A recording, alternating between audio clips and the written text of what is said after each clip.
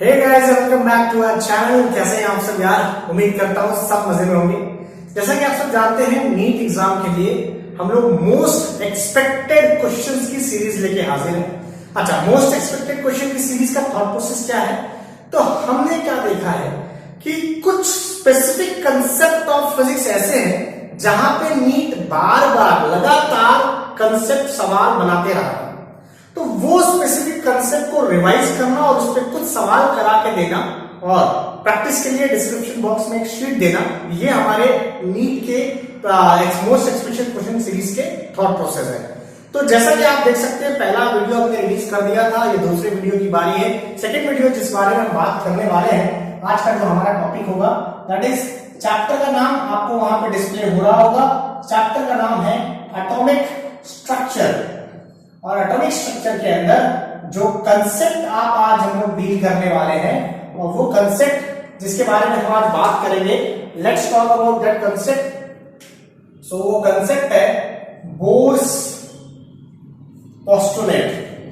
जी हाँ, बोर्स के जो पोस्टुलेट है उस पे बनाए गए सवाल के बारे में आज हम लोग डिस्कशन करने वाले हैं। तो बिना किसी देरी के आइए जरा कहानी को शुरू करते हैं। फटाफट चैनल को सब्सक्राइब जरूर कर दीजिएगा। आइए तो जनाब, सबसे पहले हम बात करते हैं पोस्टुलेट 1 की। अब यार, ये पोस्टुलेट 1 क्या कहता है? सुनना, सिंपल सी चीज। यहां पे मैं न्यूमेरिकल ओरिएंटेड बात करूंगा, थ्योरेटिकल कांसेप्ट में बहुत ज्यादा नहीं जाऊंगा। मैं आपको यहां बताना चाहता हूं, पोस्टुलेट 1 में ये कहता है कि इलेक्ट्रॉन अगर रिवॉल्व कर रहा है सर्कुलर ऑर्बिट में, अगर इलेक्ट्रॉन रिवॉल्व कर रहा है सर्कुलर ऑर्बिट में अराउंड द न्यूक्लियस, ठीक है, तो इस सिचुएशन के लिए क्या सिचुएशन जिम्मेदार है? तो वो कहते हैं कि सेंट्रीपिटल फोर्स, ध्यान से सुनना वाला, क्या बोला मैंने? Centripetal force is balanced by electrostatic force. Centripetal force is balanced by electrostatic force. Centripetal force का फॉर्मूला हो गया mv²/r, और जैसा कि आप सब जानते हैं, इलेक्ट्रोस्टैटिक फोर्स का फॉर्मूला होता है 1/4πε0। इसके सेंस में होता है z एटॉमिक नंबर Ze²/r²। ये आपका पहला पोस्टुलेट होता है, टू बी रिमेंबर। बहुत इंपॉर्टेंटली ध्यान से सुनिएगा, डायग्राम आपको वहां दिखाई दे रहा होगा, ठीक है। सो ये पहला पोस्टुलेट है। पहला पोस्टुलेट आपको ये समझाना चाहता है कि electron revolves in circular orbit, तो कैसे मूव करते हैं भाई? तो सवाल बहुत सिंपल, कंसेप्ट बहुत सिंपल है। बोर्स का ऐसा कहना है कि जो सेंट्रीपिटल फोर्स है इलेक्ट्रॉन पे, वो कौन बैलेंस करता है? इलेक्ट्रोस्टैटिक फोर्स बैलेंस करता है। और ये इक्वेशन आपके लिए इंपॉर्टेंट है। क्या मैं क्लियर? चलिए फटाफट बिना किसी देरी के पोस्टुलेट नंबर 2 की चर्चा कर लेते हैं। आ जाओ। सो पोस्टुलेट नंबर 2 आपके लिए क्या कह रहा है, देखिए। सो पोस्टुलेट नंबर 2 आपसे कह रहा है कि भाई, इलेक्ट्रॉन अगर कोई स्पेसिफिक ऑर्बिट में मूव करता है, अगर इलेक्ट्रॉन किसी स्पेसिफिक ऑर्बिट में मूव करता है, तो वो एनर्जी लिबरेट नहीं करता। अब सवाल ये है कि वो स्पेसिफिक ऑर्बिट कैसे चूज करता है? तो जवाब बहुत सिंपल है। स्पेसिफिक ऑर्बिट चूज करने का मतलब, angular momentum of electron is integral multiple of h/2π। क्या बोला मैंने? Angular momentum of electron is integral multiple of h/2π। Angular momentum मतलब mvr is equal to nh/2π। ये थॉट प्रोसेस यहां पे होती है। ये आपके लिए दूसरा पोस्टुलेट साबित होता है। नाउ तीसरा पोस्टुलेट की चर्चा मैं यही कर देता हूं। तीसरा पोस्टुलेट ये कहता है कि भाई, पहला पोस्टुलेट ने बोला कि अगर इलेक्ट्रॉन सर्कुलर ऑर्बिट में घूम रहा है, तो कैसे घूम रहा है? That electrostatic force is balanced bye centripetal force. दूसरा पोस्टुलेट आपको ये बता रहा है कि अगर इलेक्ट्रॉन एक ऐसी स्पेसिफिक ऑर्बिट में घूमता है, तो वो क्या करता है? वो एनर्जी लिबरेट नहीं करता है। अच्छा, ऐसी स्पेसिफिक ऑर्बिट को कैसे चुनता है? तो लॉजिक बहुत क्लियर है, that angular momentum is nh/2π। ये रिलेशन यहां पे लगता है। थर्ड पोस्टुलेट ये कहता है कि अगर इलेक्ट्रॉन अपना ऑर्बिट छोड़ के किसी और ऑर्बिट में जंप करे, खासकर हाइयर ऑर्बिट से लोअर ऑर्बिट में अगर जंप करता है, तो उस सिचुएशन में इलेक्ट्रॉन अगर हाइयर ऑर्बिट से लोअर ऑर्बिट में जंप करता है, तो वो एनर्जी रिलीज करेगा। किस फॉर्म में रिलीज करेगा? In the form of photon. किस फॉर्म में रिलीज करेगा? In the form of photon. तो बोर्स का तीसरा पोस्टुलेट आपसे कहता है कि अगर इलेक्ट्रॉन एक एनर्जी लेवल से दूसरे एनर्जी लेवल पे जाता है, हाइयर एनर्जी लेवल से लोअर एनर्जी लेवल में जाता है, तो वो एनर्जी लिबरेट करता है। कितनी लिबरेट करता है? फोटोन की। क्लियर? 3 इंपॉर्टेंट पोस्टुलेट्स ठीक है। अब सवाल है कि सर ये 3 इंपॉर्टेंट पोस्टुलेट तो आपने बता दिए, बट इसमें सवाल कैसे आते हैं, इसका क्या यूज है, तो सुनिए ध्यान से। इन पोस्टुलेट की मदद से आप कोई भी डेरिवेशन डिराइव कर सकते हैं और उस डेरिवेशन पे डायरेक्टली सवाल बनाए जाते हैं, है ना। उस डेरिवेशन पे डायरेक्ट सवाल प्रोड्यूस किए जाते हैं, डायरेक्ट सवाल बनाए जाते हैं। सो लॉजिक देखिए, सिंपल सी बात है। लॉजिक क्या है, अब लॉजिक आपको यहाँ पे साफ साफ दिखाई दे रहा है। दैट सबसे पहले मान लीजिए आपने पहले तीनों पोस्टुलेट को एक जगह लिख लेते हैं। तो तीनों पोस्टुलेट में आपका सबसे पहला पोस्टुलेट था that mv² by r is 1/4 pi epsilon naught ze² by small r²। ये आपका पहला पोस्टुलेट था। दूसरा पोस्टुलेट क्या कहना चाहते हैं भाई, दूसरा पोस्टुलेट आपने कहा कि mvr यानी एंगुलर मोमेंटम इज nh/2π। ये आपका दूसरा पोस्टुलेट था। What will happen to the third postulate, उसने कहा energy from higher orbit minus energy from lower orbit will be h mu। ये आपके 3 पोस्टुलेट थे जो आपको इन 3 पोस्टुलेट के बेसिस पे अलग अलग रिजल्ट हम डिजाइन करने वाले हैं। तो आइए सबसे पहली रिजल्ट जो हम डिजाइन करेंगे that is radius of bourse orbit. अब बेटा सबसे पहली चीज तो जो हम बात बता रहे हैं आपको that radius of bourse orbit में आपको एक चीज याद रखना है, ये जो एक्सप्रेशन है असल में नीट की एग्जाम दीजिए, जेडब्ल्यू की एग्जाम, इस पे सवाल बनाए जाएंगे। रेडियस के डेरिवेशन को, रेडियस के फॉर्मूले को आपको रटना पड़ेगा। जी हाँ, अगर रट लिए तो काम थोड़ा आसान होगा। लेकिन मान लीजिए अगर आप रटे हुए हैं लेकिन इसमें इतने कांस्टेंट है, जैसे आप देख सकते हैं यहाँ पे n है, h है, पाई है, मास ऑफ इलेक्ट्रॉन आगे चल के आएगा, बहुत सारी चीजें, तो कंफ्यूजन क्रिएट होता है। कौन सा ऊपर टर्म है, कौन सा नीचे टर्म है, बहुत सारी कंफ्यूजन क्रिएट होगा। तो उस कंफ्यूजन को दूर करने के लिए अगर हम इसे कहीं अटकते हैं तो व्हाट वी डू इज, हम क्या करेंगे, वर्स्ट सिचुएशन में फॉर्मूला डिराइव कर लेंगे। है ना क्लियर? अब कैसे डिराइव करेंगे तो आइए एक झलक देखते हैं। मैं आपको इसकी छोटी सी ट्रिक बता देता हूं कि भाई फॉर्मूला डिराइव कैसे करना है या कैसे याद रखना है। सबसे पहले इक्वेशन 1 से v² बनाइए और इक्वेशन 2 या कैन से पोस्टुलेट 2 से v² बनाइए और कंपेयर कर दीजिए। Compare it, that's all. क्या बोला मैंने, इक्वेशन 1 से v² बनाइए, इक्वेशन 2 से v² बनाइए और कंपेयर कर दीजिए। देखिए जनाब क्या है, अगर पहले इक्वेशन में हम देखें इक्वेशन 1 से, तो इक्वेशन 1 से v² क्या बनेगा, तो इक्वेशन 1 है mv² by r that is equals to 1/4 pi epsilon naught ze² by r²। ठीक है, एक r ने एक r को कैंसिल किया, आपका सीधा सीधा रिलेशन यहां से आ गया v² is equal to 1/4 pi epsilon naught ze² by rm। ये आपका पहला v² हो गया, है ना। सिमिलरली अगर आप दूसरा v² डिराइव करना चाहते हैं फ्रॉम द सेकंड इक्वेशन, तो दूसरा v पहले v बना लेते हैं, तो वो हो जाएगा nh/2 m r। v² की बात करेंगे तो v² equal to m² h² upon 4 pi square m² r²। अब आप ध्यान से देखिए, इन दोनों को आप कंपेयर कर लीजिए, आपको आपके रेडियस की वैल्यू मिल जाएगी। This is the first derivational trick जो आपको ध्यान रखनी है। ये कब इस्तेमाल की जाएगी, इन अ वर्स्ट सिचुएशन, अगर आपको ऐसा लगता है कि भाई मेरे को डेरिवेशन नहीं आ रहा है और सवाल पूछे गए हैं।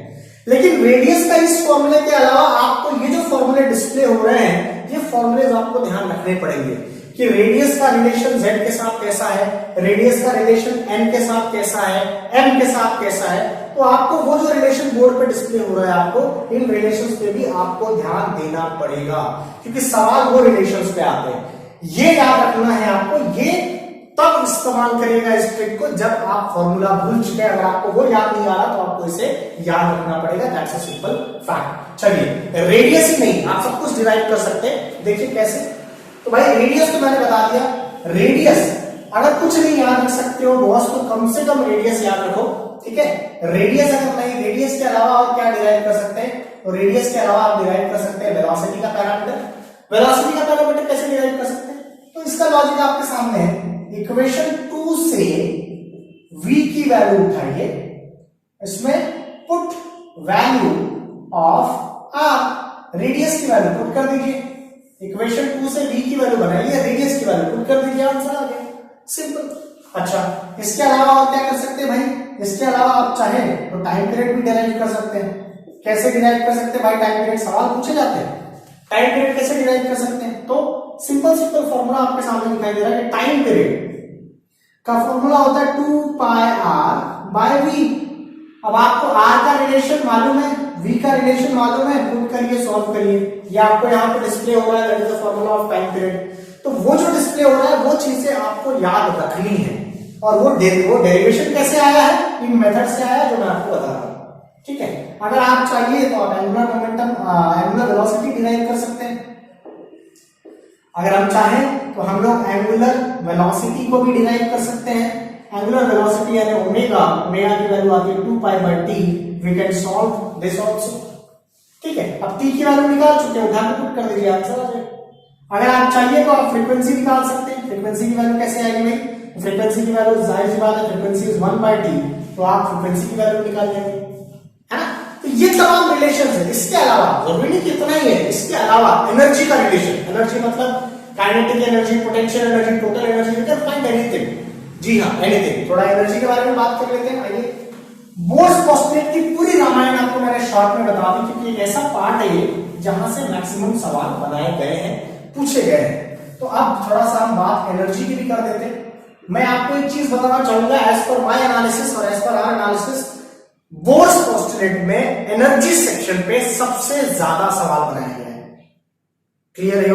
बोर्स पोस्टुलेट पे एनर्जी सेक्शन पे सबसे ज्यादा सवाल बनाया गया है। तो one of the most demanding topic में से एक है एनर्जी कंसेप्ट। अब इसमें एनर्जी में अगर आपको काइनेटिक एनर्जी बनाना है तो फॉर्मूला है half m v square. V कैसे बनाना है मैं ऑलरेडी बता चुका हूं। अगर आपको पोटेंशियल एनर्जी बनाना है, पोटेंशियल एनर्जी की कौन सी पोटेंशियल एनर्जी है, इलेक्ट्रोस्टैटिक पोटेंशियल एनर्जी, जिसका फॉर्मूला क्या था भाई, 1 by 4 pi epsilon nought q by r, sorry q by r square. Relation आपने पढ़ा हुआ, ठीक है, दैट इज आपने, अच्छा ये टर्म जो है दिस इज पोटेंशियल एनर्जी का टर्म, और यहां पे वेलोसिटी पुट करिए और यहां पे रेडियस पुट करिए। यहां पे वेलोसिटी का रिलेशन पुट करिए, यहां पे रेडियस का रिलेशन पुट करिए। Total energy is kinetic energy plus potential energy. आपको वहां जो डिस्प्ले हो रही है that is the equation of total energy. अब उस इक्वेशन को ध्यान से देखिए, उस इक्वेशन में सबसे इंपॉर्टेंट रिलेशन ये है -13.6 z square by m square, this is the formula of total energy. अच्छा, इसमें एक पॉइंट है जो आपको नोट रखना है। क्या नोट रखना है, ध्यान दीजिए, total energy is negative of kinetic energy is equal to potential energy divided by 2। क्या बोला मैंने, total energy is negative of kinetic energy and it is potential energy divided by 2। ये रिजल्ट पे डायरेक्ट नीट पे सवाल पूछे गए हैं, पूछे जाते हैं, मोस्ट इंपॉर्टेंट कंसेप्ट में से एक है। सो ये जो रिलेशन आपको यहाँ दिखाई दे रहा है बेटा, वो रिलेशंस आपको याद होने चाहिए। इनके डेरिवेशन कैसे सॉल्व होते हैं, तो उसकी मैंने आपको एक यहाँ पे शॉर्ट सी झलक दे दी कि भाई इनके डेरिवेशन आपको कैसे याद रखने हैं। Am I clear? फिर बात समझ में आ रही है पक्का? ठीक है, सॉरी यहाँ मिस्टेक हो गया भाई, z r स्क्वायर है, यहाँ r q1 q2 bye r, sorry. ठीक है, सो this is what the fact, ये सारी चीजें q1 q2 बाय r का फैक्टर r स्क्वायर नहीं है। यहाँ पे Q1 Q2 की जगह इलेक्ट्रॉन ही होता है, हम लोग इसको ऐसा लिख सकते हैं Z E square by R। आप इसको इस लैंग्वेज में भी लिख सकते हैं, ठीक है। सो ये हुई थ्योरेटिकल प्रवचन, ये हुई थ्योरेटिकल बात। अब बिना किसी देरी के आइए न्यूमेरिकल के डिस्कशन देखते हैं कि बोर्स पोस्टुलेट पे किस किस टाइप के न्यूमेरिकल डिस्कस किए गए। और एक और इंपॉर्टेंट बात, आज जो न्यूमेरिकल हम लोग कुछ देखने वाले हैं, इसी से रिलेटेड न्यूमेरिकल का एक शीट डिस्क्रिप्शन में आपको दिया हुआ है। आप इस वीडियो के बाद उसको शीट को जरूर सॉल्व करिए, आपका कॉन्फिडेंस बिल्डअप होगा। Am I clear? चलिए आइए शुरू करते हैं, सवाल के साथ शुरू करते हैं। जैसा कि आपको यहाँ पे पहला सवाल डिस्प्ले हो रहा है, सवाल बहुत आसान है। इस पर्टिकुलर पार्ट में मैं आपको सिंपली गाइड करूंगा कि सिंपल सवाल कैसे क्रैक होते हैं, रिलेशन बेस्ड कैसे सवाल है वो आइए देखिए।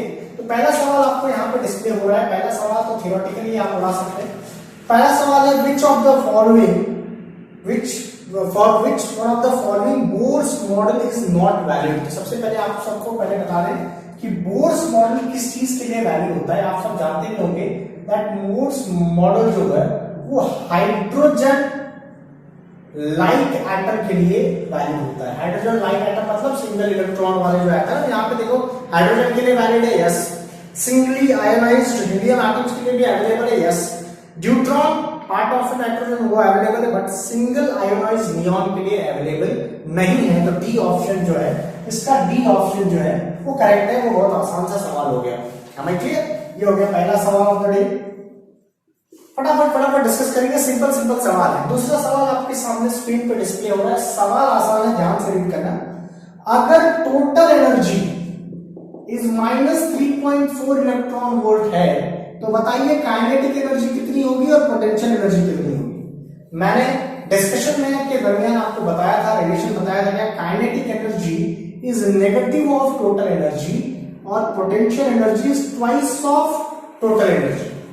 तो ये नेगेटिव ऑफ टोटल एनर्जी मतलब आंसर आ जाएगा +3.4 और this is twice of negative, तो एज इट इज रहेगा, इसको ट्वाइस कर दीजिए तो आंसर आ जाएगा twice that is 6.8 electron volt. तो ये आपका आंसर हो जाता है। तो check the option D is इसमें भी करेक्ट ऑप्शन पाया गया है ना। सिंपल सवाल है, ये सारे सवाल पूछे गए हैं और इसी तरह के सवाल आपसे बनाए जाते हैं। ठीक है, चलिए आइए और कुछ बातें करते हैं, फटाफट डिस्कस करते हैं। और बहुत सारे सवाल में मैं आपको ये बताऊंगा कि सॉल्व कैसे करना है, क्योंकि अगर मैं सॉल्व भी करके दूंगा तो हमारा वीडियो थोड़ा बड़ा हो जाएगा।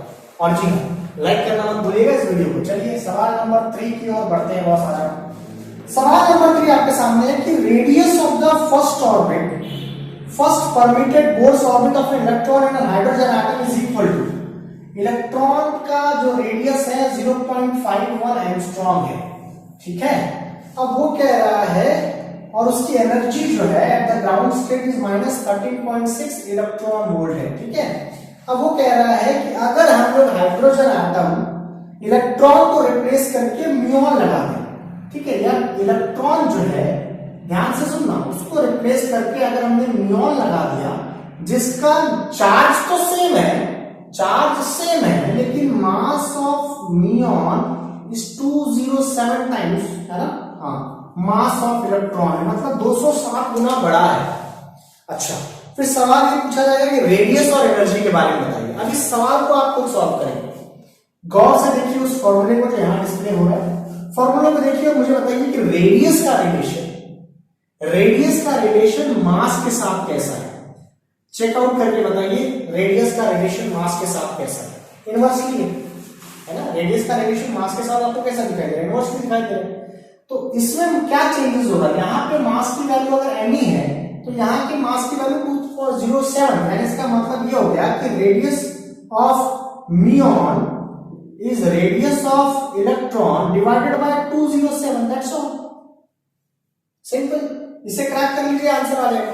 इन अ सिमिलर मैनर ये फॉर्मूले को और वेरीफाई करके पता करिए कि what is the relation between energy and mass. जी हाँ, एनर्जी का रिलेशन -13.6 z²/m², ये किसके रिस्पेक्ट में है, एटॉमिक नंबर और दैट नंबर ऑफ ऑर्बिट के ऊपर है ना। लेकिन हमें इससे कोई लेना देना नहीं है, हमें किससे लेना देना है कि एनर्जी मास पे किस तरह से डिपेंड कर रही है। तो आप देख सकते हैं एनर्जी मास पे डायरेक्टली प्रोपोर्शनली डिपेंड करे, आप देख सकते हैं उसी लैंग्वेज उसी तरीके से आप इसको सॉल्व कर लेंगे जैसे आपने इसको क्रैक किया। तो यहाँ पे सवाल कैसा पूछा, जनरली सवाल पूछा जाता है z के रिप्रेजेंटेशन में और n के रिप्रेजेंटेशन में। इस 2019 में पूछा गया था मास के रिप्रेजेंटेशन में। ठीक है, इसलिए मैंने कहा कई बार ऐसा हो सकता है कि आपको रिलेशन याद ना हो, तो कोई घबराने की बात नहीं है। एनर्जी का डेरिवेशन मैंने बताया आपको, रेडियस का डेरिवेशन मैंने बताया आपको, आप उसको डिराइव कर लीजिए, काम आसान हो जाएगा। यह आपके लिए तीसरा क्वेश्चन। ठीक है, इसका जवाब जो आता है प्रोबेबली सी आता है, आप चेक कर सकते हैं, इसको सॉल्व कर लीजिएगा। मेथड बताना मेरा धर्म है। ठीक है, चलिए बिना किसी देरी के अगले पार्ट के ऊपर बढ़ते हैं। आ जाइए, नेक्स्ट क्वेश्चन आपके सामने डिस्प्ले होता हुआ सवाल नंबर 4 में। सवाल नंबर 4 क्या है, सवाल नंबर 4 आपके सामने डिस्प्ले हो रहा है। सवाल नंबर 4 कह रहा है ratio of kinetic energy to total energy. बाइस काइनेटिक एनर्जी को अगर मैं E लेता हूं तो टोटल एनर्जी को मैं -E लूंगा, क्योंकि काइनेटिक एनर्जी टोटल एनर्जी में रिलेशन ही ऐसा है। अब आपको क्या बोल रहा है, ratio of kinetic energy to total energy, तो रेशियो ले लो, आंसर आ गया 1:-1 होगा, 1:-1, दैट्स ऑल। खत्म, फिनिश्ड। कितनी बड़ी बात है भाई, चिल्ली चिल्ली सवाल है, 2018 के नीट में पूछा हुआ सवाल है। कोशिश करना हर बार, लगभग हर बार 2000 एवरी ईयर आप देखो एनर्जी को टारगेट कर रहा है। पहले क्या था, एनर्जी पे सबसे ज्यादा सवाल बनाए जाते हैं, इस बात का ध्यान दीजिएगा, ठीक है। चलिए अगला सवाल आपके समक्ष डिस्प्ले होता हुआ, सवाल नंबर 5। सवाल नंबर 5 पे आप देख सकते हैं, आसान सवाल है, ज्यादा परेशान होने की बिल्कुल जरूरत नहीं है उसमें। सवाल नंबर 5 में आपको पूरा कंसीडर थर्ड ऑर्बिट, यानी n की वैल्यू दी है third, of helium plus non relativistic, जिसमें आपको स्पीड निकालना है, ठीक है।